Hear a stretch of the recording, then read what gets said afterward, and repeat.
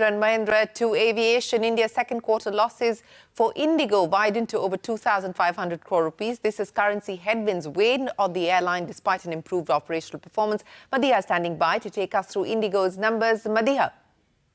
Well, we know that the first quarter of this fiscal was bad for IndiGo due to the airspace closure, given the border tensions and flight cancellations due to geopolitical tensions.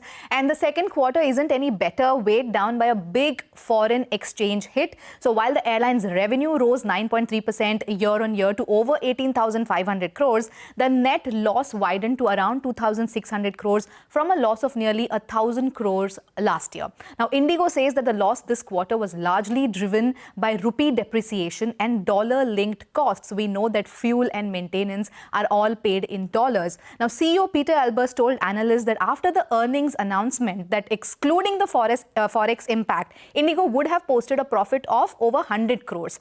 The airline's rental and aircraft maintenance charges climbed to over 3,260 crores, while forex losses ballooned to nearly 2,900 crores compared with just 240 crores last year. Now, CFO Gaurav Negi was explaining to analysts that most of the IndiGo's major costs, from fuel to maintenance, as I was mentioning earlier, are dollar denominated. He said that the currency depreciation remains the key reason for the loss on capacity and fleet. The CFO said that IndiGo is currently having around mid-40 grounded aircraft and that the grounding situation is not easing as quickly as they had anticipated. So to bridge the gap, IndiGo will continue to add capacity through damp leases, though he admitted that it comes at a marginally higher cost than dry leases.